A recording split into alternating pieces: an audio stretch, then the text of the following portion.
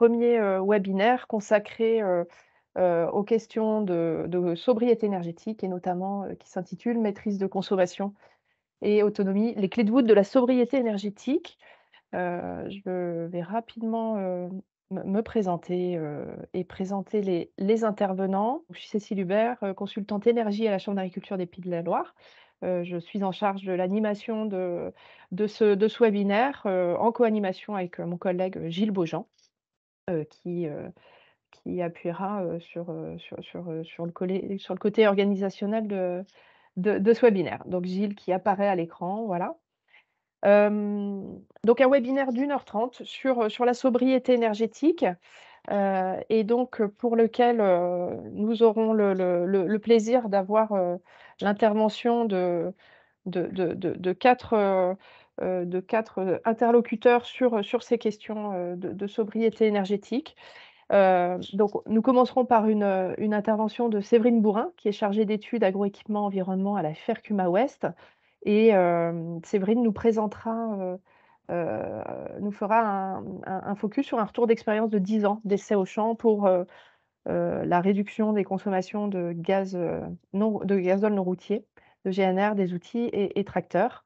Fort de nombreuses références, elle nous éclairera sur ce volet, mobilité et consommation de GNR en agriculture.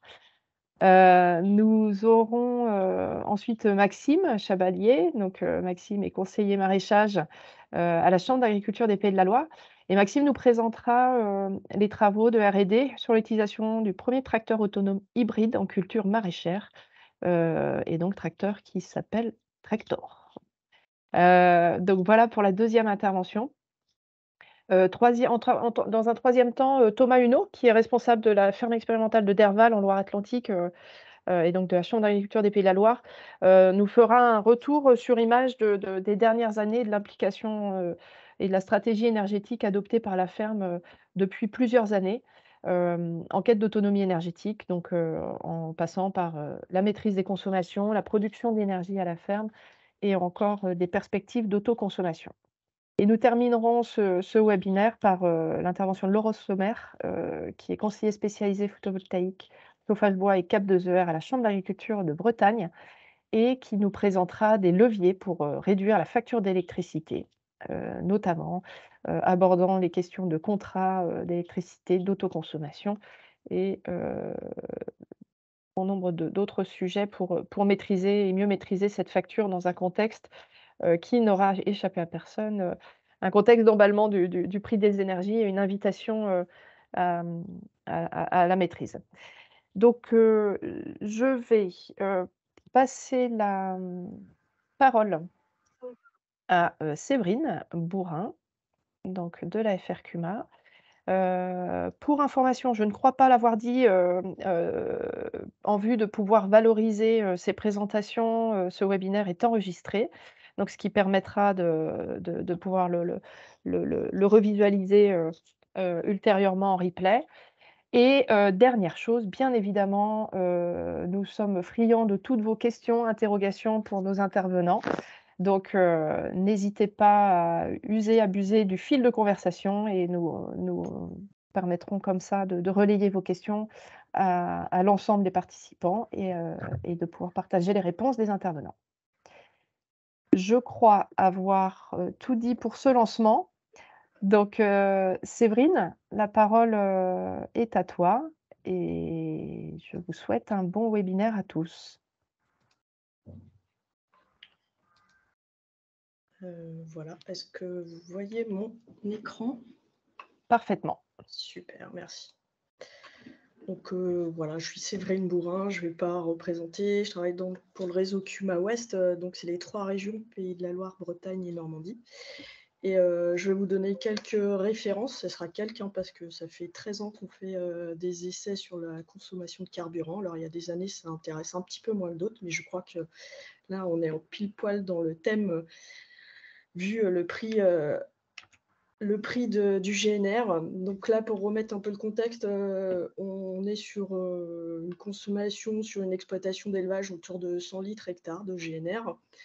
Et puis, le prix du GNR, ben, vous voyez bien, on est passé de 0,75 à 1,2. Alors j'ai mis 1,2, mais je pense que c'est pas toujours ça, mais c'est pour donner un peu un ordre d'idée.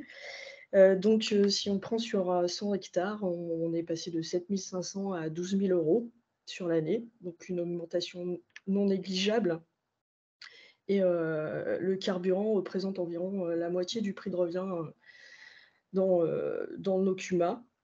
C'est pour ce quoi, nous, ça fait 13 ans, ouais, on a mis 10 ans, mais ça fait 13 ans, je me souviens, c'était quand je suis arrivée dans le réseau, qu'on fait des acquisitions de références. Et bien sûr, ces références sont pas que pour avoir des références, on alimente tout notre accompagnement de nos CUMA. Et sur la consommation de carburant, ça a commencé là-dessus. Et puis, on est va rapidement passé aussi aux besoins de puissance des outils, hein, parce que l'augmentation, des tracteurs, en termes de grosseur, de largeur, ben, c'est des références à mettre à jour, régulièrement. Alors je rentre tout de suite dans le vif du sujet. En fait, on a la première activité qui consomme le plus de carburant, c'est le transport. Ben oui, c'est le transport, donc on est à 39 du carburant pour le transport. Et puis c'est principalement, bah, la distance des parcelles qu'on consomme du carburant. Bien sûr, plus elles sont loin, vous voyez, entre 1,6 et 8,8, on a plus 3,5 de consommation de carburant. Alors les leviers, eh bien, les leviers, ils sont, bah, c'est principalement la conduite, hein, si on reste sur la distance. Donc, c'est adapter sa gamme de vitesse adaptée au travail, donc au transport, son régime moteur. On peut gagner jusqu'à 30. Et puis là, je vais faire une promotion, que je fais à chaque fois, ben, pour bien utiliser son tracteur, eh bien, il faut connaître, ce qu'il a dans le ventre, et donc le passer au banc d'essai pour connaître la puissance, ses plages d'utilisation, le couple, à quel régime il faut l'utiliser, et puis sa consommation, s'il a bien ce qu'on nous a vendu. Ensuite, transport, eh bien, travail du sol. 14 du carburant est, passé dans le travail du sol. Et principalement, bien, c'est la profondeur qui fait la consommation. Là, je vous mets carrément un exemple de nos essais, heu, avec, un essai à 12 centimètres sur un déchômeur à dent droite et un essai à 15 centimètres. C'est pas beaucoup, hein, c'est que 3 centimètres. Eh bien, on a doublé la consommation de carburant à l'hectare, et puis la puissance utilisée est aussi augmentée. Donc bien sûr, plus on va aller profond, ben, plus on consomme, et plus il faut, un tracteur puissant devant, pour 3 centimètres, hein. Et puis, il y a aussi, le type d'outil utilisé, si c'est un outil à dents ou si c'est un outil à disque. Alors bien entendu, c'est pas une surprise, hein, l'outil à disque consomme plus qu'un outil à dents. Inversement, l'outil à dents consomme plus qu'un outil à disque, mais il consomme 2 fois plus. Alors c'est sûr, c'est pas tout à fait le même travail, mais on est quand même sur une grosse différence, faut le savoir, de consommation et de demande de puissance aussi. Je vous remets l'ensemble. Deuxième chose, le levier le plus important, c'est, l'adéquation du tracteur et de l'outil. Ne pas avoir, alors c'est sûr que si on a un tracteur trop petit, bah, il ne va pas faire le travail, mais si on a un tracteur trop gros, il va forcément plus consommer, et c'est pas négligeable. Au transport, là, sur un exemple, sur une remorque de 20 tonnes à vitesse identique, avec un essai de 3 tracteurs différents, donc trois puissances différentes, 126 chevaux, 150 chevaux et 180 chevaux. Vous voyez que la différence aux 100 km passe entre le 126 et le 150 de 46 litres à 51 litres, et puis de 51 litres à 60 litres pour le 180 chevaux. Donc clairement, le 180 chevaux est trop gros pour le travail qu'on lui demande. Il n'est pas utilisé à sa pleine puissance. Et puis au travail du sol, alors, j'aime bien mettre cet exemple parce que quand on a fait cet essai, c'était dans une CUMA, et en fait, sur la charrue, donc c'est 2 essais sur une charrue 9 corps et une charrue 5 corps. Bien sûr, la CUMA n'utilisait pas le 160 chevaux pour la charrue 9 corps. Vous avez beaucoup de craintes, sur ses capacités et on a un petit peu forcé la main pour faire l'essai. Le 160 chevaux a bien traîné la charrue 9 corps et puis surtout qu'on a une consommation, qui est plus que doublée, entre une 5 corps et une 9 corps et puis, le début de chantier, je ne vous l'ai pas noté, mais bien sûr, est beaucoup plus important avec une charrue 9 corps. Donc vous voyez que l'adéquation tracteur-outil est hyper important et en fait, on dit tracteur-outil, mais nous, on est parti de dire l'inverse maintenant. On fait adéquation outil-tracteur. Alors bien sûr, il y a l'utilisation du tracteur, de l'outil, mais il y a aussi les réglages du tracteur et c'est un constat qu'on fait régulièrement. Les tracteurs sont souvent lestés, ont des masses, mais les masses, oui, elles peuvent servir, selon la demande qu'on a et l'activité qu'on fait et si on a besoin de traction. Mais souvent, c'est une masse qui est traînée pour rien, donc traîner du poids pour rien, c'est consommer pour rien.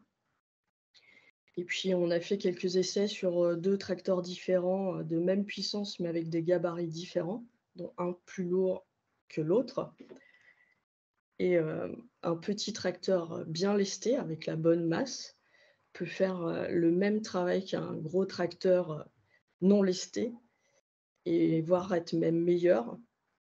Alors je le note parce qu'un le petit gabarit, bien sûr, vaut moins cher que le gros gabarit.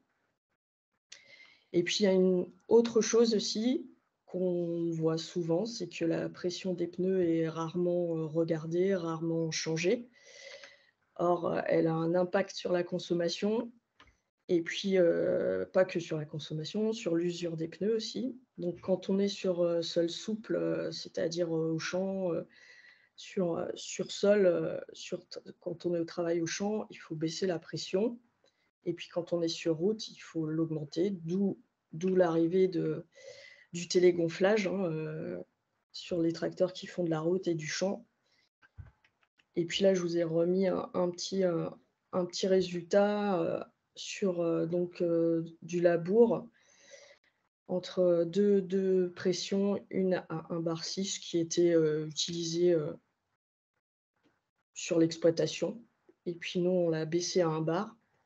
Donc on a gagné quand même, 2 litres hectares, de carburant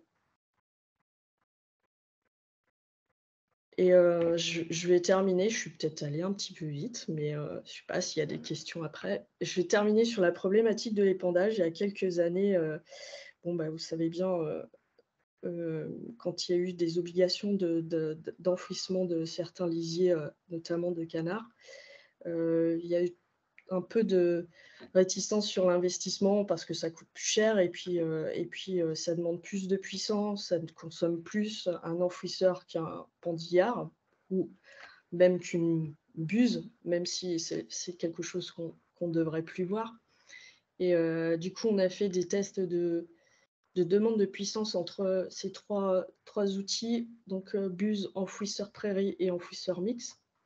Donc l'enfouisseur prairie va un petit peu moins profond que l'enfouisseur mix et puis vous voyez, pour des largeurs, similaires, on est sur des demandes de puissance qui sont assez proches, contrairement à ce qu'on pourrait croire, mais assez proches, voire même nous, on a été surpris. Et puis à côté, là, je vous ai remis des consommations. Alors on est sur, buse, bon, c'est largeur 6 mètres, hein, c'est toujours un peu difficile à dire, la largeur d'épandage d'une buse. Alors bien sûr, une consommation hectare qui est vraiment pas élevée, hein, on est à 3 litres hectare. L'enfouisseur mix qui était, un 4 mètres parce qu'on est sur 2 tonnes, de 2 tonnes identiques, des 18 mètres cubes. Donc là, on est à 7 litres hectare, mais il faut savoir qu'une fois que l'enfouisseur est passé, votre lisier est enfoui. Donc, quid en fait, est-ce que derrière la buse, on peut enfouir en consommant, moins de 4 litres hectare? Ça, je ne suis pas sûre. Voilà. Merci Séverine. Donc on finit sur une question ouverte, effectivement, où, l'ensemble des paramètres doivent être, intégrés quand, on met comme ça en parallèle des pratiques et des leviers des leviers d'optimisation et de réduction des consommations. J'avais, pour ma part quelques questions, mais je vois qu'il y en a une dans le fil de conversation qu'on ne s'est pas précisé, c'était, la proposition alors c'est un peu frustrant, on a fait le choix de couper le micro, aux participants, mais vu que vous êtes nombreux, on va être votre voix pour ces questions. Hem, du coup, je laisse, la main. Il y a une question, plus sur des consommations. Je vais laisser, Gilles, relayer cette question. Bonjour. Donc, il y a une question qui a été posée sur est-ce qu'il y a des consommations qui peuvent être bien inférieures à la moyenne? Et est-ce qu'il a été étudié les raisons pour lesquelles, on va dire, ces consommations inférieures à 100 litres hectares, est-ce qu'elles dépendent de plusieurs leviers différents? Savoir quelles sont les raisons de ça. Donc ça, c'est la première question. Hein. Et puis la seconde question, je le découvre. Alors, alors c'est quel coût de carburant pour 3 passages? Alors je sais pas, ça doit être est-ce que c'est du déchômage? J'ai pas, il y a des abréviations, donc j'ai pas toute C'est du l'explication. désherbage mécanique. Désherbage mécanique, pardon. Ah! Ouais, forcément, on va me poser des questions pour lesquelles je vais pas savoir répondre, mais Ton sur micro, ah si. il vous m'entendez? Oui. C'est bon. Sur les moyennes, c'est une moyenne, référence. Bien sûr, je pense qu'il y a tellement de leviers qui peuvent, faire que cette moyenne est supérieure ou inférieure. Hem, Dans les pratiques culturelles, bien entendu, si on est en sans labour ou en labour, mais attention, hein, parce que souvent on pense qu'en sans labour, on consomme moins, ce qui est globalement vrai, mais pas toujours parce que c'est clair, là, j'ai entendu la deuxième question à un moment, c'était le nombre de passages. C'est sûr que si on remplace c'est pas tout à fait ça, hein, on remplace pas, mais c'est une autre pratique. Mais si on fait plusieurs passages de d'échauffage, voire de fissurateurs, qui sont à 30 centimètres de profondeur, on consommera autant, voire plus qu'un labour à, je vais dire 20 centimètres. Voilà. Donc c'est pas aussi simple que ça, hein, la consommation de carburant. Et alors sur le désherbage mécanique, j'avoue que je vais sécher totalement parce qu'on n'a encore pas fait d'essai là-dessus et et voilà, je sais pas quoi répondre. Je peux laisser même d'autres personnes qui en savent peut-être plus que moi là-dessus. Alors si je ne sais pas si dans le tour de table, certains ont des éléments de réponse, sinon on peut aussi, prendre la carte, Bon, de je peux juste ouais. dire quand même, désherbage normalement, même si on est en binage, c'est pas un travail du sol, hein. On travaille vraiment à très faible profondeur, même on scalpe. Donc si vous avez bien entendu, plus on va profond, plus on consomme. C'est plus il y a 2 choses qui font la consommation et la demande de puissance, c'est la profondeur de travail et la vitesse de travail. OK, Normalement, on est à merci. 3-4 litres par hectare C'est ce sur que le j'aurais désherbage. dit, mais franchement, je ne Ouais. préférais pas trop le dire, c'est comme, ouais, Ça dépend de la puissance du tracteur, mais avec un 70 chevaux, on est à peu près sur ces zones-là. 70 chevaux, ce qui arrive pas si souvent que ça. En maraîchage, moi, si. Voilà. Oui, mais Voilà. vous avez toujours des petites puissances, mais je pense qu'on est plutôt à 110 chevaux, minimum. Bref, voilà. Il nous reste, quelques minutes, alors on a une première, voilà, série de questions. Si certaines vous viennent, au gré du webinaire, n'hésitez pas à les poser, encore une fois dans le fil de conversation. On y prêtera toute attention, avec Gilles et on y répondra. Il y a une autre question plus, on va dire, générique qui est arrivée sur, la perception de la sortie des énergies fossiles. Comment voyez-vous heu, comment voyez la sortie des énergies fossiles dans le secteur de l'agroéquipement? Quelle tendance et vitesse d'évolution vers les tracteurs à biogaz ou autres? Est-ce que c'est un sujet, la mobilité gaz sur laquelle, la FRQMA Ouest, s'est penchée ou commence à se pencher? Voilà, c'est commence à se pencher. Vraiment, tout début parce que je crois que je suis pas encore impliquée, pleinement là-dedans, mais on est assez, liés avec l'association ELLE là, l'association, pour l'énergie et il y a des essais de tracteurs, biocarburants, dans, certaines CUMA, je veux dire nationales. Donc commence à se pencher.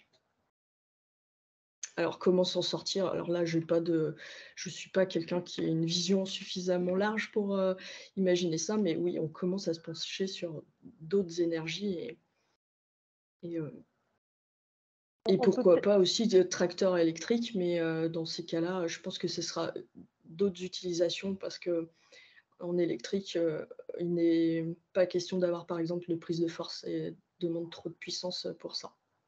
ce sera une très bonne transition, Thomas Huneau de la ferme expérimentale de Derval évoquera cette question de la mobilité électrique, me semble-t-il. OK. Hem, Merci beaucoup Séverine. Je vous propose que, l'on puisse, entendre, Maxime Chabalier, qui va nous présenter les résultats de travaux de R&D, avec, le tracteur autonome hybride Tractor. À toi Maxime. Donc Maxime Chavalier, donc moi je suis conseiller à la Chambre d'agriculture des Pays de la Loire. Donc nous avons travaillé donc, avec l'entreprise Citia, donc, qui a un robot qui s'appelle Tractor, donc, qui est un robot autonome hybride. L'entreprise Jarny également en distributeur et donc la Chambre Excuse-moi d'agriculture Maxime, des Pays de la je te Loire. je Oui, te je te coupe juste pour ton est-ce que tu peux mettre ton écran en plein écran, s'il te plaît, pour que ce soit ah, plus visible? On a, la config, d'accord, c'est bizarre, normalement c'était bon. pas de souci. Là, ça donne quoi? En mode diaporama, ce sera parfait. C'est bon?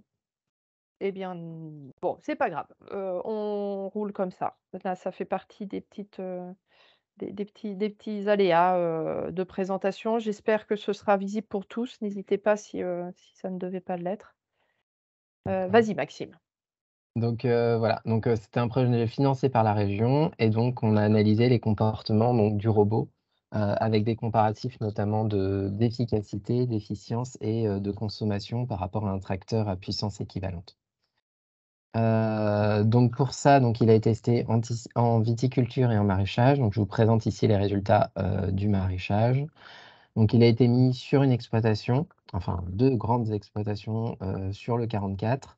Donc il a été testé, dans des contextes d'abri et de plein champ, dans des contextes de production. Donc, avec des tournières étroites, on peut le voir là, hein, qui se rapprochent du cours d'eau, hein. Donc il y avait juste sa longueur pour faire le tour d'eau, avec des empattements sous abri, où vous voyez qu'il doit longer justement, les abris. Donc, très, très peu d'espace pour tourner et dans des conditions, météo, parfois complexes, hein. Sur sol sableux, quand il pleut, c'est pas évident de faire de bonnes tournières. Voilà, donc l'idée, c'était de voir un petit peu ce que ça donnait. Donc par la suite, ce tracteur a une réserve d'énergie de 15 kilowatts. Il pèse à peu près, entre 2 et 3 tonnes. L'intérêt, c'est qu'il a une voie variable, donc on peut, le faire agrandir ou rétrécir sa voie de circulation. Donc par exemple, sous abri, on l'a mis, sur des voies, qui pouvaient se rétrécir alors qu'on passait sur du 1,80 m plutôt sur du plein champ. Voilà, donc on a beaucoup joué sur ces différentes voies. Les puissances se situent, directement au niveau des roues arrière. Donc, il y a les moteurs qui sont dans les roues. Donc, il faut imaginer, une génératrice, équipée, donc, un groupe électrogène, hein, un petit peu simplifié, donc qui va transformer directement, de l'essence, enfin du gazole plutôt, en énergie. Donc le génère va se transformer en électricité et c'est cette électricité qui est consommée pour faire avancer, les 2 roues arrière du tracteur. Et donc les 2 roues avant sont des roues folles qui peuvent être ou pas bloquées, selon les situations. Il y a possibilité de mettre une prise hydraulique. Comme ça a été dit au début, on ne l'avait pas forcément mis en place parce que la consommation serait trop importante. Et après, donc on l'a mis pour pouvoir utiliser davantage d'outils et de possibilités. Donc après, il y a un équipement en 3 points à l'arrière classique du tracteur pour équiper différents équipements. Donc l'intérêt de ce robot, c'est qu'il est sur un modèle de tracteur agricole. Et donc en fait, le premier objectif, ça a été de travailler sur la liaison tracteur-outil avec un maximum d'équipement de l'exploitation. Donc on a équipé à peu près tout, hein, vous voyez.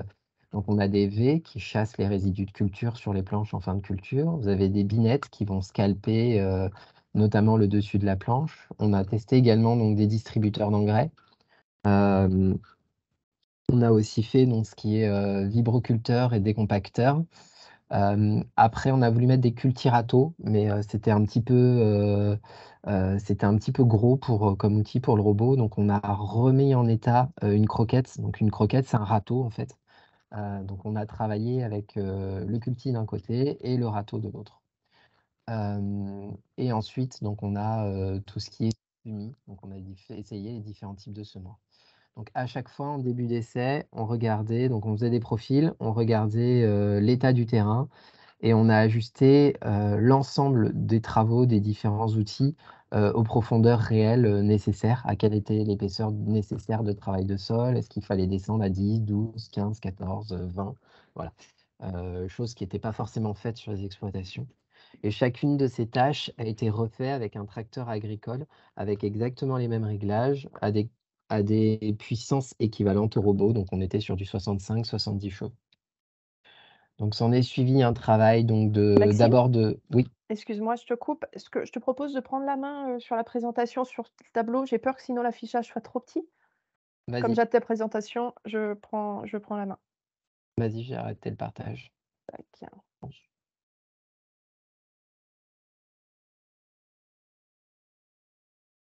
Voilà, ça doit être bon. C'est bon. OK, c'est bon. Donc voilà, donc on a commencé par revoir en fait ce que faisaient les producteurs en vitesse de travail. Ensuite, nous, on a réglé le tracteur par rapport, donc ce que je disais, aux observations terrain et aux objectifs agronomiques de chaque outil. Et ensuite, donc, on a mesuré les différents débits de chantier. Ça a quitté le mode plein écran. Les différents débits de chantier et les temps pour faire les demi-tours, parce que une des forces de ce robot, c'est vraiment ses capacités d'être en demi-tour. Donc voilà, il fait ses demi-tours très rapidement et sur des longueurs de tournière vraiment très courtes, en passant au centimètre près des bords des chapelles. Enfin, c'est très impressionnant à voir. Et après, donc, on a mesuré ces différentes consommations. Donc, comme c'est un tracteur hybride, à chaque fois, on se retrouve avec des consommations qui sont à la fois électriques et avec les différentes avec le fuel, quoi. Donc, après, vous voyez que par exemple, sur la binette, il a pu faire 1 hectare sans jamais avoir eu besoin de recharger sa batterie. Donc, sur juste de la circulation, il est très peu consommateur. Et quand les différents outils se mettent en place, après, on a également donc, des consommations de 2 types. Voilà, qu'est-ce que je vais dire? Donc c'est assez impressionnant, hein. Donc on passe du temps à arpenter, donc en tout début de chantier. Donc il faut commencer par arpenter sa parcelle, les tournières, les différents points, les planches. Et après, donc on lance le robot et puis il travaille tout seul. Et il y a juste une fois qu'il a terminé son chantier à passer à l'outil suivant et à le relancer. Donc voilà, c'était assez intéressant. Donc les possibilités sont assez fortes sur une exploitation assez grande. On peut passer à la diapositive suivante. Donc ensuite, ce qui nous a intéressé, c'était de voir justement cette différence de consommation avec un tracteur classique. Donc là, vous pouvez le voir, grosso modo, on est sur une économie de l'ordre d'à peu près 35%. Alors, j'ai tout ramené en euros par hectare pour pouvoir additionner du fioul et on va additionner du fioul et l'électricité, mais le plus gros de la différence, c'est la consommation en fioul. Je vais vous donner un exemple simple, hein. Donc le tracteur en consommation de fioul était à peu près à 6-7 litres hectare sur une décompaction, quand un tracteur classique était aux alentours de 10. Donc, ce qui sont des consommations tout à fait standards. Donc voilà, on retrouve ces choses-là un petit peu. Donc vous avez différents équipements là qui avaient des prises de force. On pensait qu'à partir du moment où il y aurait des prises de force, les différences seraient très importantes entre les deux. Donc vous pourrez prendre par exemple le râteau, hein, où il y a une prise de force qui est utilisée sur le robot. Et donc vous voyez que finalement la différence était moindre. On retrouve moins d'écart de consommation sur des travaux finalement qui étaient extrêmement physiques et qui demandaient l'ensemble des chevaux disponibles du robot. Donc par exemple le décompacteur 9 dents, voilà, sur un sol un petit peu tassé, quoi. Voilà ce qu'on peut dire sur les différentes consommations. Alors après, ça s'explique assez facilement, hein. En fait, on est sur une consommation de génératrice, donc qui est plus sur un type de robot de tracteur classique. On a des rendements qui sont aux alentours de 45%. Et par contre, sur les rendements électriques qu'on a étudiés derrière, c'est-à-dire sur la production d'électricité, enfin sur son utilisation derrière sur la partie électrique, donc au niveau des moteurs, des roues et autres, on est sur une efficience d'environ 95%. Donc ça veut dire que voilà, l'utilisation d'électricité pour les différents travaux a une efficience très forte. Et quand on fait une moyenne des deux, on se retrouve sur des rendements d'efficience qui sont de l'ordre de 70%, ce qu'on retrouve exactement entre les différences des différents travaux qu'on retrouve ici. Après les mêmes conclusions en viticulture. Et puis dès qu'on est sur des travaux extrêmement demandeurs, où il y a un besoin de puissance maximale, eh ben, on retombe sur des efficiences qui se rapprochent de celles d'un tracteur plus classique.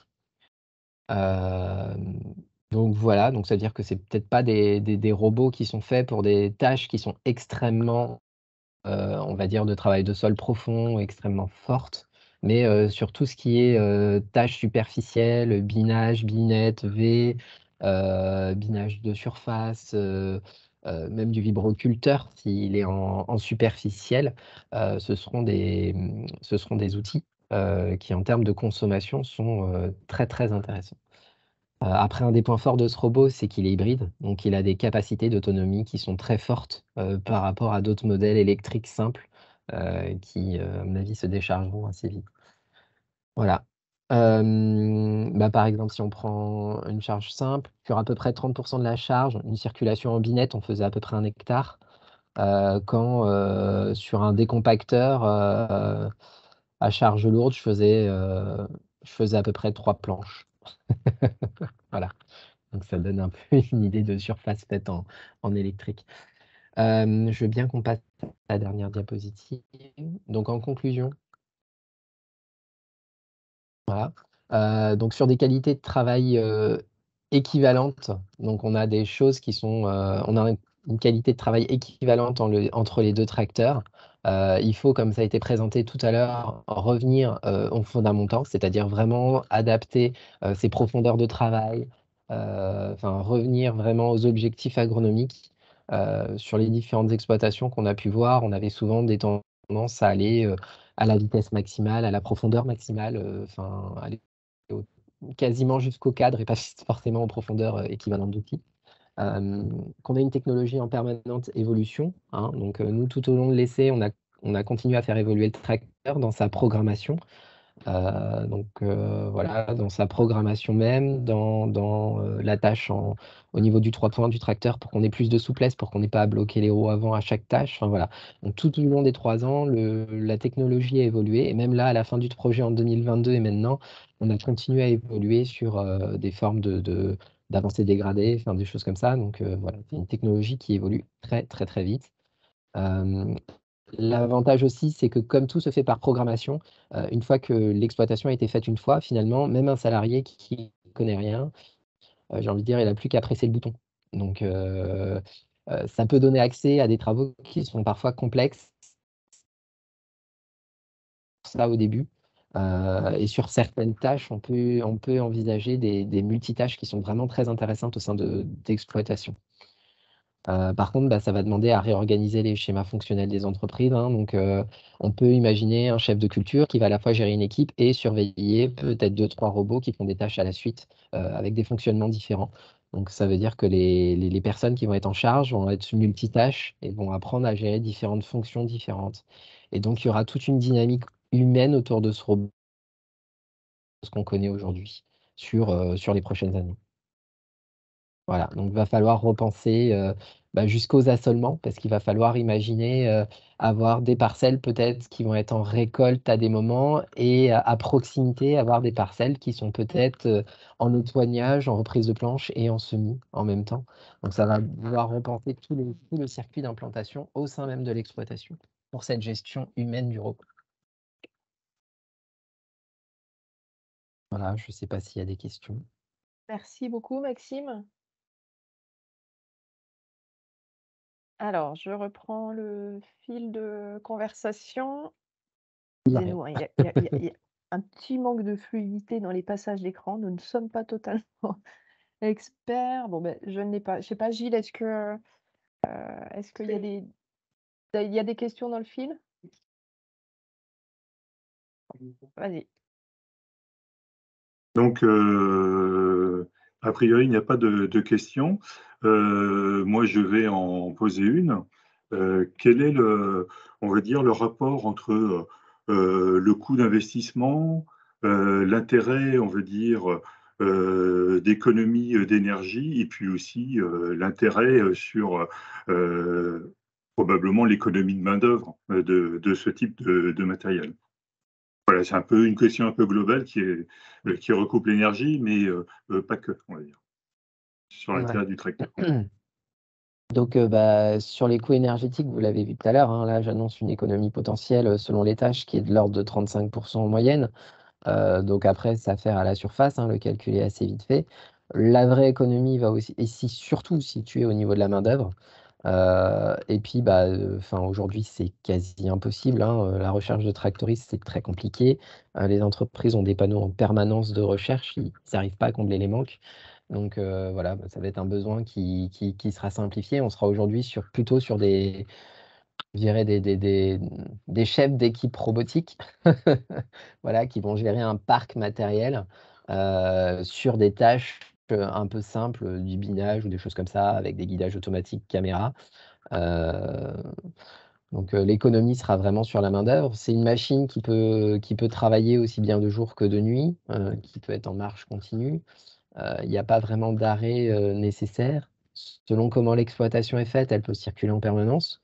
Donc voilà, après, on va falloir repenser et ça sera adapté probablement à chaque exploitation, quoi. Je vois qu'il y avait une question aussi sur la forme des parcelles. Alors nous, on est intervenu sur des parcelles maraîchères en l'état. Donc voilà, il n'y avait pas forcément besoin de forme de parcelle spécifique. C'est après plus au moment, je dirais, des prises de points GPS qu'il faut être très précis pour bien indiquer où est le cours d'eau, où est le fossé, où est-ce qu'il y a une bouche d'eau. Et après, sous abri, il pouvait y avoir des descentes de litière qui avaient creusé des fossés, des choses un peu gênantes. Donc, c'est des choses qui sont parfois à reprendre. On avait des fois des gros trous d'eau. Le robot s'est très bien débrouillé dedans. Il n'y a pas eu de problème particulier. Parfois, on peut avoir à reprendre plus des débuts de planches qui sont très, on va dire, il y en a qui sont plus courtes, d'autres qui sont plus longues et qui servent à rien. Donc, tout mettre bien au même niveau et puis partir pour que ce soit plus simple après pour la prise de points GPS et que chaque année ce soit comme ça. Donc voilà, sur la circulation même, il faut que ce soit propre, mais il n'y a pas besoin d'aménagement spécifique. Merci, Il y a une autre Maxime. question sur, on va dire, est-ce que ce type de tracteur, il est possible de le recharger avec des panneaux solaires sur la ferme, ou est-ce que c'est uniquement une recharge par le moteur thermique de ce robot? C'est une très bonne question. Donc, je pense que ça peut se faire avec des panneaux solaires. Tout est une question de puissance. Donc, aujourd'hui, ces tracteurs sortent avec des puissances différentes. Je ne vois pas pourquoi ce ne serait pas fait. De même, j'avais demandé pourquoi est-ce qu'ils ne mettaient pas un panneau solaire sur le robot. Bon, apparemment, ils disaient que c'était pas suffisant, mais bon, ça aurait pu. Euh, pour moi, c'est quelque chose qui peut s'envisager. Après, il faut voir en termes économiques, est-ce que c'est plus intéressant de faire de l'autoconsommation ou de la revente? Ça va beaucoup dépendre des contrats qu'on verra tout à l'heure. Je pense que la question sera plus à ce niveau-là aujourd'hui. Donc ça, c'est une première chose. Après, ils réfléchissent également beaucoup aux différentes sources énergétiques, hein. Aujourd'hui, on est sur du GNR pour des questions de sécurité de l'utilisateur et de simplification. Je sais qu'ils réfléchissaient aussi beaucoup au biogaz, mais voilà, C'est plus sur du gaz liquide aujourd'hui. On n'a pas vraiment d'industrie locale pour faire ce type de carburant, donc il faut les faire venir souvent de l'étranger. Donc la filière d'appro peut être un peu complexe. Et après, tout ce qui est hydrogène et tout, il y a encore des sécurités utilisateurs qui sont compliquées. Donc voilà, c'est des choses qui bougeront forcément dans le temps, je pense. Et donc, alors tu as cité quelques termes, autoconsommation, hydrogène. Comme je vous le disais, on part sur un circuit de webinaire. Il y aura un webinaire à suivre, sur les voies innovantes pour la production des énergies de demain et puis, donc à 11h, animé par les collègues bretons et puis je crois Laurent aura un petit mot peut-être sur de l'autoconsommation, photovoltaïque, tout à l'heure. Je vous propose que l'on poursuive dans les interventions après, cette phase mobilité et des éléments de réponse sur la question de la sortie, des énergies fossiles en termes du secteur agroéquipement. On a eu un bel exemple, avec, ton illustration, Maxime. Et donc je vous propose de donner la parole à Thomas Huneau, donc qui est responsable de la ferme expérimentale de Derval. Thomas, donc qui va nous présenter la stratégie la stratégie énergétique dans laquelle la ferme expérimentale s'inscrit depuis plusieurs années. À toi, Bon, Thomas. bonjour à tous. Est-ce que on a le bon visuel? C'est très bien. Bon, c'est parfait. Ok, bonjour à tous. Bienvenue à la ferme expérimentale à Derval.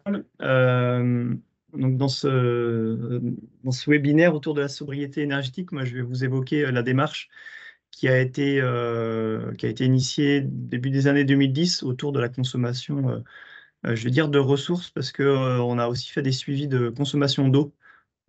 J'ai tendance à mettre un peu tout ça dans le même panier, ces deux ressources importantes qu'on a besoin sur nos fermes, même si aujourd'hui on va zoomer davantage sur l'électricité. Alors, voilà, c'est parti. Donc, les premiers travaux qui ont été réalisés à la ferme en 2010, c'était d'abord un état des lieux des consommations. On a les premières façons de travailler, ça a été de faire des calculs théoriques sur les consommations de nos moteurs avec des kilowatts, des temps de fonctionnement à dire d'éleveurs quand on faisait des suivis dans des fermes. Et on a eu l'occasion d'installer des compteurs et on s'est rendu compte que nos petits calculs théoriques étaient relativement éloignés de ce qu'on pouvait mesurer réellement par des compteurs d'énergie, parce que il y a de l'usure des moteurs, parce que les temps de fonctionnement sont à dire d'éleveurs, donc approximatifs. C'est pas évident de savoir combien de temps une pompe à vide fonctionne pour une salle de traite ou un autre équipement qui se met en route automatiquement. Donc assez rapidement, on a pris le parti de s'équiper d'outils précis pour pouvoir ensuite faire un état des lieux de nos consommations à la ferme et bien voir là où on pouvait s'améliorer. Donc là, vous avez le visuel. Donc aujourd'hui, on est équipé de compteurs électriques. C'est des petits boîtiers qui sont installés directement dans les tableaux électriques. Et puis, donc sur la droite, la même chose pour des compteurs d'eau. Donc ces dispositifs sont connectés à une centrale d'acquisition qui va enregistrer automatiquement à un intervalle défini, paramétré, les consommations des différents équipements. Donc ça nous permet d'avoir un état de nos consommations. Vous voyez le camembert, le robot de traite qui représente à la ferme quasiment la moitié de la consommation électrique sur la partie production laitière. On a ensuite le tank. Alors avec PR, ça veut dire pré-refroidisseur. Donc c'est pour ça qu'il représente que 18%. On a déjà rogné sa consommation par un équipement qui permet de faire une économie. Le chauffe-eau ici avec un récupérateur de chaleur, donc représente 10%. Et puis, on voit une grosse partie finalement en jaune, le 25%, c'est tout ce qu'on va appeler divers. On l'obtient par différence parce qu'on n'a pas un compteur sur chaque lumière, évidemment, c'est des petits équipements. Donc par différence du global, où on soustrait les gros consommateurs, on va retrouver ce divers qui représente quand même une consommation non négligeable. Alors les compteurs sur le matériel, nous on est plutôt très très bien équipés, on en a mis un peu dans tous les coins, évidemment en tant que ferme expérimentale. Dans un élevage normal, ça peut être intéressant d'en mettre. Ça coûte autour de 150-200 € l'équipement. Moi, je trouve que c'est malin d'installer ça lorsqu'on construit un bâtiment neuf et donc on a un réseau électrique qui est neuf. On demande à l'électricien de mettre un ou deux compteurs. C'est pas énorme en termes d'investissement. Et puis, ça permet d'avoir un suivi. Donc, bien sûr, il faut identifier les circuits qui sont intéressants de capter, hein. Souvent, la machine à traire, les gros consommateurs, hein, le tank, et puis un compteur en tête pour avoir quand même un global. Sur nos fermes, c'est pas toujours évident de distinguer l'ensemble des réseaux électriques entre la maison d'habitation, la ferme. Donc, c'est ce qui en fait aussi quelque chose d'assez parfois compliqué. C'est la même chose pour l'eau. Donc aujourd'hui, à Derval, on doit être équipé d'une dizaine de compteurs électriques. On a fait des travaux de rénovation du réseau électrique et on en a profité pour en ajouter. Donc voilà ce que ça nous permet de faire concrètement. Ici, j'ai un exemple. Vous voyez à droite, j'ai fait une patate rouge là. C'est sur les consommations électriques du robot. Il y a une année, en 2017, on a observé une forte consommation électrique du robot. Et donc, on a réussi, après investigation, à associer cette augmentation de consommation à une augmentation du temps de fonctionnement du compresseur du robot, puisque tout est câblé sur le même point électrique.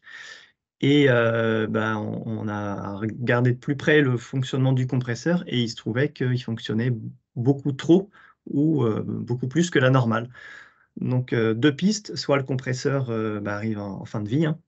Donc, renouvellement d'un compresseur, 8 000 €, soit on lui en demande trop parce que les réseaux d'air comprimé sont usagés, il y a des fuites au niveau des raccords.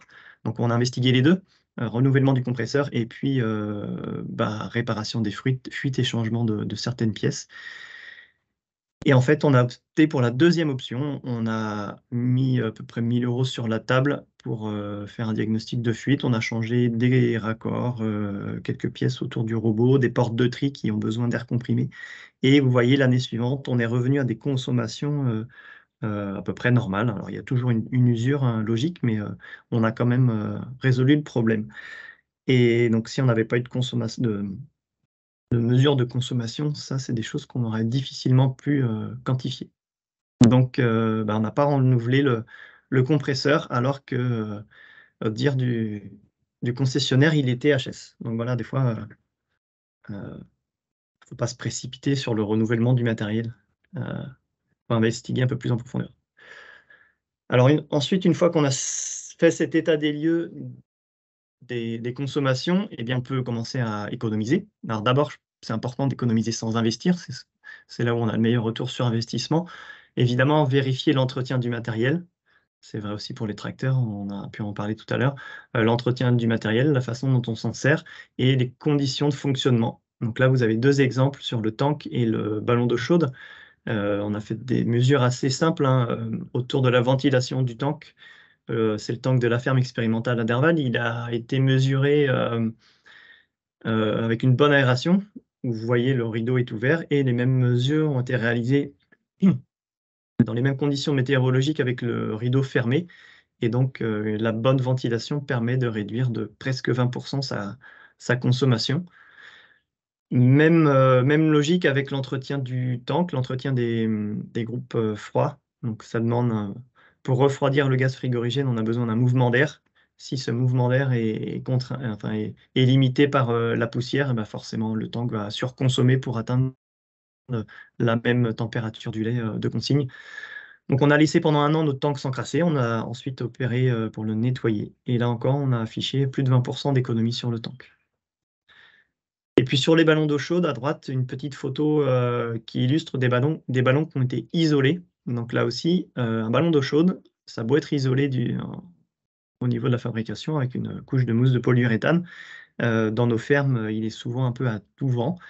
Et donc, il a des pertes d'énergie. Et comme on maintient une température constante, eh bien, on consomme et à côté, on perd des calories par la mauvaise isolation. Donc, on a fait des mesures qui ont été intéressantes. Le bémol, alors la meilleure chose, c'est d'installer le tank dans une pièce qui soit isolée. Et puis ensuite, on peut l'envelopper. Alors, soit là, c'est de la laine de verre ou une housse spéciale. Il faut faire attention de ne pas envelopper le boîtier électronique. puisque si on enveloppe le boîtier électronique, on condense et on crame la carte électronique. Je dis parce que c'est ce qui nous est arrivé. Donc dans nos expés, parfois on en tire aussi des petites choses pour pas aller toujours trop loin. Mais ça fonctionne bien, on a réduit la consommation électrique du chauffe-eau. Je vais avancer un peu parce que je crois que je suis un peu long. Investir dans des équipements, donc là, toujours pour économiser. Donc on intègre la notion de retour sur investissement, pré-refroidisseur de lait, donc un pré-refroidisseur qui a été testé à Derval, moins 40% de consommation sur le tank à lait. Attention quand même, le 40, c'est une moyenne. On avait demandé à faire des essais au mois de septembre et d'autres essais au mois de février, puisque nous, on est sur l'eau du réseau et l'eau froide qui nous permet de refroidir, de faire fonctionner le pré-refroidisseur. L'eau froide de septembre, chez nous, elle est à 20 degrés, alors que l'eau froide de février, elle est qu'à 7 degrés. Donc forcément, ça impacte les performances de l'outil et il ne faut pas faire que des calculs théoriques sur une eau à 7 degrés, parce que on se trompe dans le retour sur investissement qu'on peut calculer avant d'investir. Deuxième équipement, récupérateur de chaleur qui va être installé sur le tank et qui va permettre de récupérer le reste des calories du lait grâce au groupe frigorigène. Et donc l'eau qui est utilisée dans cet échangeur à plaques, il est envoyé dans le chauffe-eau. Et donc là, le chauffe-eau n'a plus qu'à compléter en température de 55 à 70 degrés, la température dont on signe. Donc on obtient une économie assez importante, aux alentours de 70 degrés, ça dépend de la consommation d'eau qu'on réalise. On peut même aller jusqu'à 90 degrés dans certaines configurations. Enfin, dernièrement, donc 2020-2021, on a testé dans le cadre d'un projet qui s'appelait le Tank 2020, il y avait un consortium d'entreprises, dont Serap, qui est un gros fabricant de tanks, de cuve inox et notamment de tanks pour l'agricole. Ils ont réfléchi à la mise au point d'un tank intelligent, nouvelle génération, économe, un peu tout ça en même temps. Et donc, on a testé un prototype à Derval. L'objectif de cette conception, c'était de cumuler l'ensemble des équipements qui permettaient de réduire la consommation du tank. Donc, on avait à la fois le récupérateur alors, non, je me reprends. L'objectif, c'était de réduire la consommation d'électricité utilisée pour le chaud et le froid au niveau du bloc traite. Donc, le chaud, c'est pour le chauffe-eau et le froid au niveau du tank. Donc, on avait cumulé l'ensemble des équipements, le pré-refroidisseur, le récupérateur de chaleur, tout ça mis en fonctionnement et optimisé sur le tank. Et puis, Serap a aussi travaillé sur un groupe froid à froid variable. Vous savez peut-être, les tanks, aujourd'hui, il y a des temps directs dans les tanks, dans les exploitations, soit ils fonctionnent à fond, ou soit ils ne fonctionnent pas du tout. Aujourd'hui, on a beaucoup de robots qui sont installés, et comme on a des volumes de lait qui arrivent progressivement et par petites quantités dans les robots, eh bien, le fait de fonctionner à fond n'est pas forcément une bonne chose pour la cinétique de refroidissement et la qualité du lait. Donc Serap a mis au point un groupe froid à production de froid variable et progressif en fonction du volume à refroidir. Et en plus, particularité de notre prototype, on utilise un gaz frigorigène qui est beaucoup moins polluant que ceux qui sont utilisés actuellement. Donc pour repère, les anciens gaz qui sont toujours dans les fermes et qui sont plus vendus, le R404, on est un pouvoir de réchauffement global à 3900, il me semble, comparé au CO2 qui a un pouvoir de réchauffement global de 1. Eh bien, le gaz qu'on a testé avait un pouvoir de réchauffement global de 3, donc qui est beaucoup mieux que le R404, mais encore un peu plus polluant que le CO2. Donc, le seul problème de ce gaz, c'est qu'il est inflammable, et donc au niveau réglementation, il ne peut pas encore être utilisé et dans des tanks commercialisés. Mais ça fonctionne. Donc, OptiCool, c'est un produit aujourd'hui qui est en vente chez Serap, qui permet d'avoir une solution complète d'économie d'énergie liée au tank à lait. Quelques minutes Oui, il me pour reste la 2, je partie rédac. pense. Ouais. Voilà. Enfin, donc, produire de l'énergie sur nos exploitations. Donc, Derval fait partie de la station Derval Agri Méthane, avec 6 actionnaires avec plusieurs actionnaires, dont 6 fermes et dont Derval. Cette méta fonctionne avec des 50% de lisiers fumiers qui proviennent des fermes, et puis 50% de déchets agro-industriels. C'est une méta qui fonctionne en cogénération, et pour donner des repères, elle produit en 5 jours la consommation annuelle de la ferme expérimentale. Mais on ne consomme pas directement l'électricité puisqu'elle est renvoyée sur le réseau, et ensuite nous on la rachète comme ça se passe dans beaucoup de situations. Pour continuer, on a un projet de photovoltaïque en autoconsommation sur un hangar fourrage existant de 300 m². L'objectif, c'est de consommer 58% de ce qui est produit. Et donc, ça nous permettait de réduire de 1/3 la consommation d'électricité du site. Et donc, sur 20 ans, ça, c'est des simulations, ont été pris en compte l'augmentation de l'énergie. Sur 20 ans, ça représenterait 115 000 € d'économie sur la facture d'électricité. Donc ça, c'est un projet qui n'est pas encore, on est à la phase administrative, on va dire, investissement. Et puis enfin, pour faire le lien avec ce que tu disais tout à l'heure, Cécile, et la présentation, les 2 présentations précédentes, décarboner la mobilité. Il y a un projet qui se concrétise, qui va se concrétiser courant 2023 avec le test d'un tracteur électrique, donc qui est un tracteur, un rétrofit, puisque c'est un tracteur thermique qui a été reconverti avec l'énergie électrique. Quel est l'objectif de ces premiers essais? C'est de voir ce que ce tracteur aura dans le ventre. Ça sera l'équivalent d'un Sandy Chouot de marque John Deere. Et donc, c'est de s'approprier sa conduite. Comment on conduit un tracteur électrique? Alors, évidemment, la cabine ne change pas, un volant et compagnie, mais comment on gère la puissance, tester ses capacités de travail dans différentes configurations, sur route, au champ, travail de force, travail de cours, travail de transport, et puis voir au niveau autonomie, évidemment. Il y a beaucoup de questions autour de ça, mais tant qu'on n'aura pas testé, on ne pourra pas en dire grand-chose. On imagine que ça sera pour ce prototype assez compliqué, mais au moins on aura des infos et on pourra continuer à progresser dans cette direction. Et je crois qu'on est arrivé au bout. Parfait, merci beaucoup Thomas. Il y a des questions, me semble-t-il. Je passe la parole à Gilles.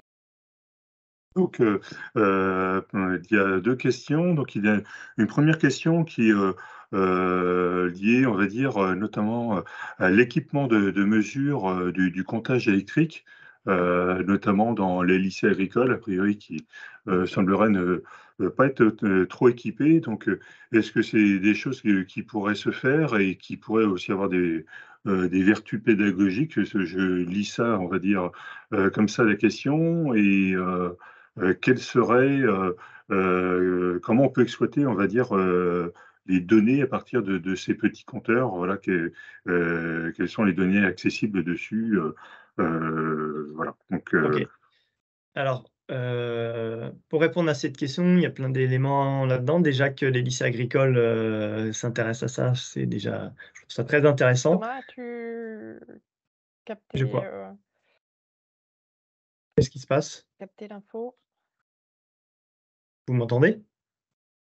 Ah, oui, on t'entend. Ouais, pour moi, Vas-y, c'est bon. tu peux continuer ça. Pardon. Donc, je trouve très intéressant que les lycées agricoles s'interrogent là-dessus. Nous, on travaille avec le lycée agricole de Derval. Donc, moi, je leur ai fourni des bases de données justement pour qu'ils, dans le cadre de cours de physique, s'approprient un peu cette dimension de kilowatts et d'économie. Donc, très intéressant. Alors, les données qui sont fournies, ce sont des compteurs à impulsion, c'est-à-dire que en même temps qu'on a un affichage, eh bien, on a une impulsion qui peut être captée par un dispositif électronique qui va enregistrer cette impulsion et la chronodater, qui va nous permettre de savoir ensuite de récupérer un fichier type fichier Excel, un format CSV ou quelque chose comme ça, pour nous dire, voilà, pendant de 10h à 10h30, si on a une fréquence d'enregistrement toutes les 30 minutes, on a eu tant de kilowattheures de consommés sur cet équipement-là. Ça demande donc en plus du compteur, il faut avoir cette valise ou cet équipement qui capte les impulsions et qui génère le fichier de données. Mais de toute façon, le compteur a un affichage Et donc, si on ne peut pas investir dans l'équipement qui enregistre l'information, on peut faire un relais visuel régulier. Alors, ça demande un peu de rigueur et tous les matins, toutes les semaines, à un moment donné où on adopte une routine, eh bien, enregistrer la consommation. On met la date et l'heure et puis, au fur et à mesure des relevés, on peut commencer à avoir déjà des idées sur la consommation et faire quelques diagnostics. Est-ce que j'ai répondu à la question? Voilà, c'était effectivement la question qui était posée. C'était également par rapport à ces équipements. Est-ce qu'il y avait, est-ce qu'il fallait en acheter un par atelier voilà, de la ferme du lycée ou plusieurs voilà. Comme je vous l'ai dit, il faut essayer de cibler les gros consommateurs parce que bon, même si 150-200 €, c'est pas énorme, si on en met 10 ou 20, ça va commencer à chiffrer. Donc cibler les gros consommateurs, évidemment d'avoir un compteur en tête qui donne une consommation globale. Et par différence, on arrive toujours à voir ce qu'on ne mesure pas précisément. Et puis, c'est un peu vers quoi on veut se dire, quels sont les objectifs de mesure, quoi. Si on a les moyens et que nous, on s'est suréquipé parce qu'on a pu faire passer ça dans des programmes de recherche, on s'est suréquipé, hein. Moi, j'en ai mis sur l'Uracler, j'en ai mis sur nos études, mais c'est pas forcément justifié dans un élevage normal parce que ça peut chiffrer quand même assez fort si on en met beaucoup. Et je prends la dernière question parce que je la vois. Quelles aides financières existent aujourd'hui pour ces équipements de préfroidisseurs récupérateurs et pour ceux qui n'en ont pas encore? Je ne vais pas pouvoir vous répondre précisément, ça évolue en fonction des enveloppes. Je peux vous inviter par contre à vous rapprocher des conseillers bâtiments, qui sont plus au fait de ces possibilités d'investissement. Alors je sais qu'en Bretagne, le conseil régional, si je ne me trompe pas, finançait, je ne sais pas s'ils ont renouvelé, mais finançait ces équipements, préfroidisseurs, récupérateurs et même pompes à vide à débit variable, je crois, pour les fermes et peut-être bien chauffe-eau solaire, chauffe-eau thermodynamique. Donc je vous invite, la réponse c'est rapprochez-vous d'un conseiller bâtiment, il y en a à la chambre d'agriculture et autres structures. Et tu fais une très bonne transition bretonne, Thomas, je te remercie. Je suis désolée pour Voilà. les petits couacs, juste pour votre gouverne, en fait, c'est que des fois, je me mets, je coupe ma connexion sonore pour éviter les échos. Et du coup, j'ai pas entendu ton début de réponse, Thomas. C'est pour ça, je vous ai, Pas ça grave. semblait un peu décalé. Donc, Ceci. voilà. Merci encore. Le temps Merci. avance. On a une visio à suivre à 11 h. Donc je propose sans plus attendre, Laurent, que tu puisses donc Laurent Sommer, conseiller spécialisé photovoltaïque, chauffage bois et cap 2ER, à la Chambre d'agriculture de Bretagne, que tu puisses, présenter les leviers pour la réduction de la facture d'électricité. À toi, Laurent. Oui, merci Cécile. Bonjour à toutes et à tous. Voilà, suite aux présentations très intéressantes qui ont été faites sur la partie carburant et la partie laitière, on va on va dézoomer encore un petit peu et regarder toute la partie élevage. Quels sont les leviers pour réduire les consommations, les factures et développer l'autoconsommation d'énergie sur la ferme. Euh, on va pas trop s'attarder là-dessus parce que ça a déjà été abordé au niveau de la ferme expérimentale de Derval. Donc, les économies d'énergie en élevage laitier.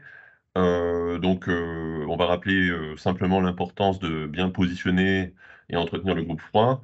Pré-refroidisseur du lait, on a cité des chiffres de 40-50% pour le pré-refroidisseur.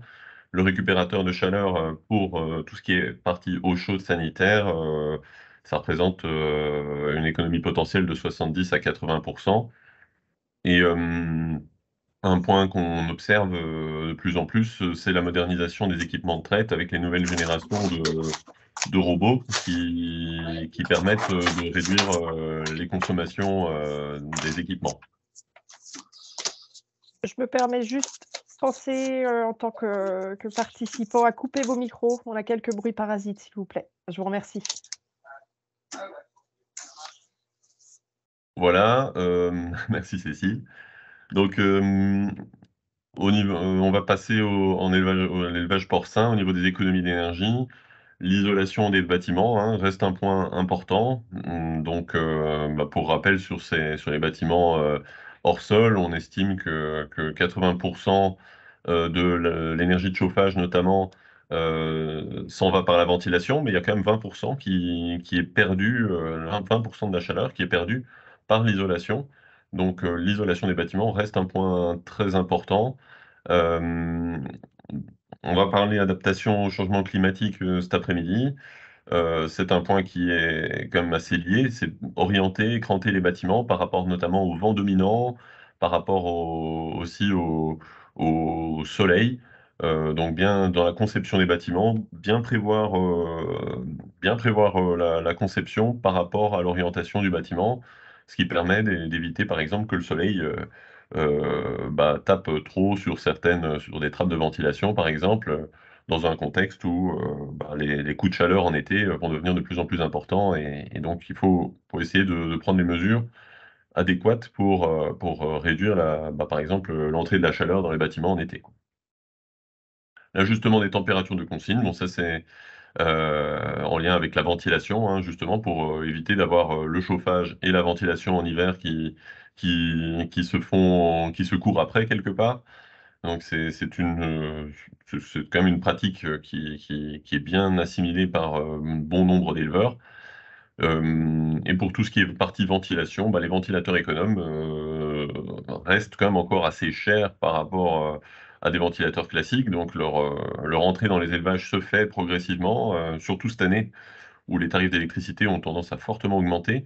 Mais une année normale, entre guillemets, voilà, le surcoût d'investissement reste quand même assez élevé, même s'il existe des subventions sur cette partie. En bâtiment volaille, les marges de progression se font surtout au niveau du chauffage, et à ce niveau-là, les échangeurs de chaleur permettent quand même d'atteindre des réductions de consommation intéressantes, de l'ordre de 30%. Donc, sur ce type d'équipement, dans un contexte de coût du propane qui a augmenté, on peut également réfléchir à ce genre d'investissement, même si là, un gros frein, ça reste l'entretien entre les lots de ce type d'échangeur voilà, ça prend du temps à nettoyer, il faut éliminer, il faut bien les nettoyer pour éviter les risques sanitaires et surtout dans le cadre actuel. Donc là, les éleveurs parfois citent cette contrainte de main-d'œuvre par rapport à l'adoption des échangeurs de chaleur sur leurs élevages. Voilà, donc au niveau des économies d'énergie, un petit peu ce qu'il y avait à dire. Ensuite, on passe au niveau de l'optimisation du contrat d'électricité, donc pour faire un focus plus sur la partie électricité. Donc on est dans un contexte un peu particulier en 2022 où fin 2021, début 2022, on a des variations très fortes au niveau du marché de l'électricité sur le marché de gros qui se répercutent sur les factures d'électricité une fois que le contrat arrive à échéance et donc et les tarifs sont mis à jour par les fournisseurs à ce moment-là, quoi. Donc le changement de fournisseur reste un outil à ne pas négliger et donc à ce niveau-là, on privilégiera des stratégies différentes en fonction de la puissance de raccordement. Donc pour les abonnements inférieurs ou égaux à 36 kVA, il existe un comparateur de prix à l'adresse www.energie-info.fr/pro. Donc là, en rentrant ces données de consommation, on a toute une série de fournisseurs qui sont classés par ordre croissant de coûts annuels au niveau abonnement et fourniture. Et donc, à ce niveau-là, on a directement une info sur quels sont les fournisseurs les plus intéressants. Sachant qu'en 2022, vu le contexte tendu, le tarif réglementé le tarif réglementé bleu d'EDF est devenu le tarif le plus intéressant. C'est une situation qui est en train de s'inverser de nouveau avec la baisse des prix de l'électricité sur le marché de gros. Donc, affaire à suivre sur le site qui est mentionné ici. Pour les abonnements supérieurs à 36 kVA, il n'y a pas de comparateur en ligne qu'on peut consulter. Donc là, il faut se rapprocher d'un courtier de confiance pour être orienté vers les meilleures offres ou alors passer par un achat groupé, ce qui peut ce qui peut être une bonne stratégie comme une mauvaise stratégie, comme on l'a vu notamment chez les éleveurs porcins avec les contrats UGPVB et Coperle, qui ont négocié leurs contrats au plus mauvais moment, c'est-à-dire lorsque les tarifs d'électricité étaient élevés. Et donc, ils ont contractualisé, dans le cadre d'un achat groupé, à des tarifs qui sont assez costauds, quoi. Un point à ne pas négliger, c'est quand même l'option de raccordement hein, sur les abonnements et l'électricité. On observe, surtout sur les consommations élevées, hein, on observe quand même des différences de parfois plusieurs milliers d'euros entre un abonnement en courte utilisation ou longue utilisation. Donc ça, c'est l'option de raccordement qu'on souscrit non pas chez le fournisseur, mais chez Enedis. Et donc, en fonction de l'option de raccordement, on a parfois des différences en termes de coût d'acheminement, donc le coût du transport de l'électricité, qui peut augmenter si on n'est pas sur la bonne option de raccordement. Donc là, le plus simple, c'est encore d'analyser sa courbe de consommation qu'on peut obtenir soit via l'espace client Enedis, soit en faisant directement une demande à Enedis via le service Data Conso Elec. Alors, on va passer sur la partie autoproduction. Et donc, pour commencer, l'autoproduction de chauffage ou d'eau chaude sanitaire, avec en première option bah, la chaudière bois, qui a un avantage de produire avec de la ressource locale, soit du bois déchiqueté, soit d'autres combustibles, hein, tels que le miscanthus. Donc, la chaudière bois, qui est une chaudière automatique, fonctionnement automatique, alimentation d'un ballon de stockage, le ballon tampon, qui permet de stocker l'énergie thermique avec, on a bien retenu de la présentation précédente, l'isolation qu'il faut autour. Et ensuite, bah, toute une série, bah, les équipements dans les élevages, bah, on a les plaques d'eau chaude, par exemple, en maternité porcine. On a les aérothermes, par exemple, pour les bâtiments en volaille de chair.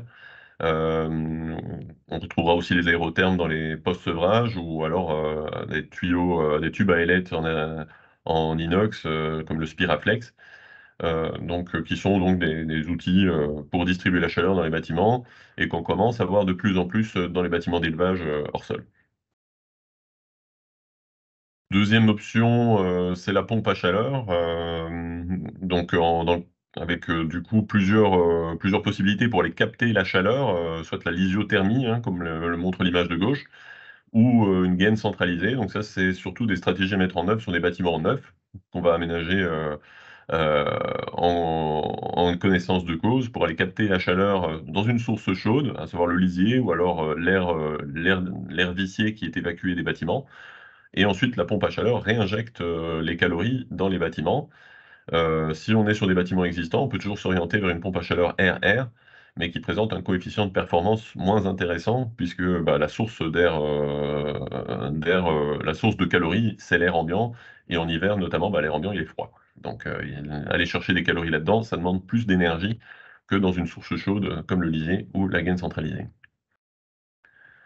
Deuxième possibilité, pour l'autoproduction du chauffage ou de l'eau chaude sanitaire, on a tout ce qui est solaire thermique, alors soit au sol, soit en toiture, hein. Donc là, on a possibilité d'avoir une autonomie énergétique de 50 à 60 un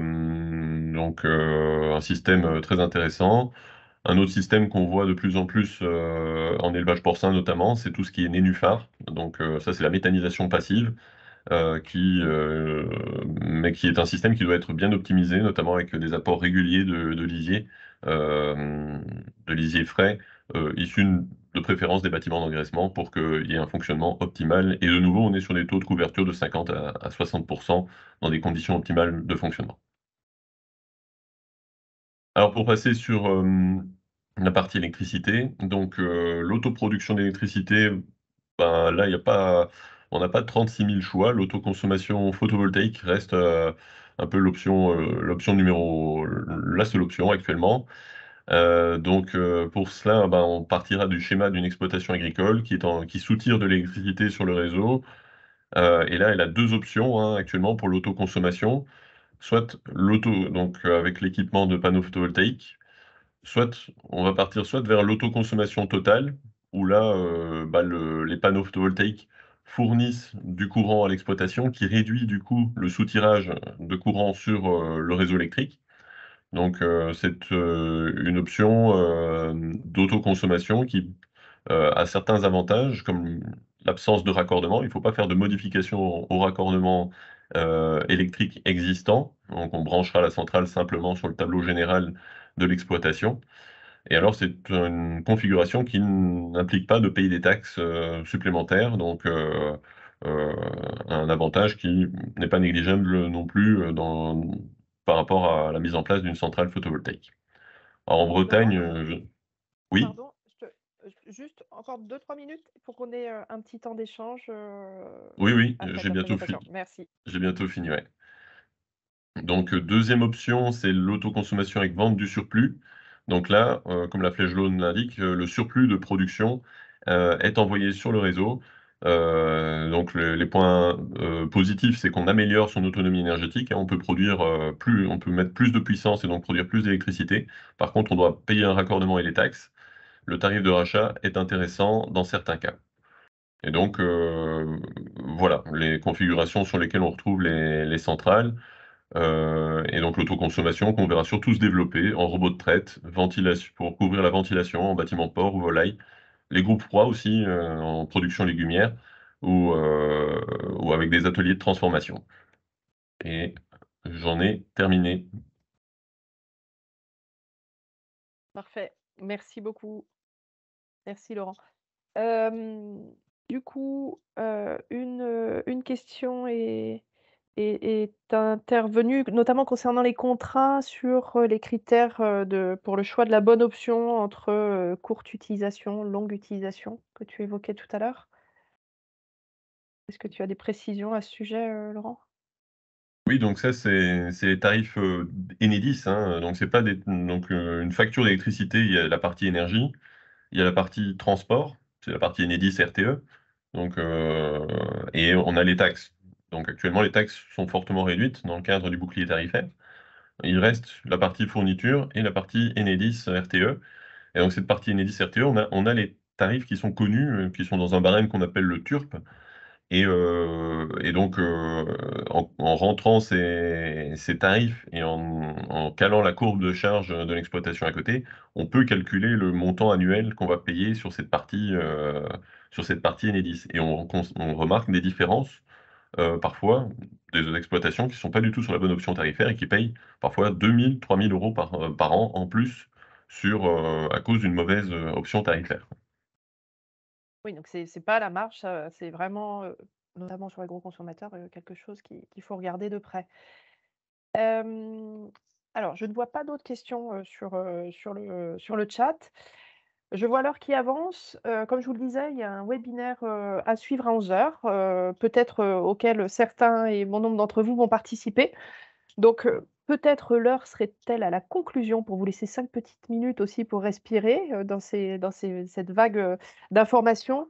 Donc moi, je voulais, de nouveau remercier alors pardon, hop, de nouveau remercier, tous nos intervenants pour, leurs éclairages et précieux conseils. On voit qu'il y a quand même des leviers, d'action, alors déjà connus, pour certains plus nouveaux, en tout cas des rentabilités et des repères, hein. J'ai retenu, noté quelques chiffres. Je pense notamment, à ce que nous relatait, Thomas tout à l'heure, que suite à un diagnostic de fuite sur un compresseur pour 1 000 €, bah, j'ai cru voir une économie de 7 000 kWh d'économie. Donc ça représente, à une électricité à 20 centimes du kilo, c'est 1 400 €. Donc en l'espace d'une seule, même pas une année de fonctionnement de temps, qu'on amortit ce type de diagnostic. Donc effectivement, il faut regarder, cela de près. Pas toujours très simple de s'y retrouver avec des cours comme ça qui font le yo-yo, ce que nous présentait Laurent à l'instant, avec un prix du marché qui aujourd'hui, à suivre les cours, se retrouve en dessous du tarif réglementé. Donc c'est vrai que c'est pas simple, mais ça invite quand même fortement à regarder vraiment à la loupe ces consommations, bien les mesurer, bien les analyser pour être d'autant moins dépendant à ces marchés si fluctuants et peu sécurisants pour les exploitations. Donc je renouvelle mes remerciements donc, à Séverine Bourrin, Maxime Chabalier, Thomas Huneau et Laurent Sommer et Gilles Beaujean, pour le bon déroulement, et la richesse de ce webinaire.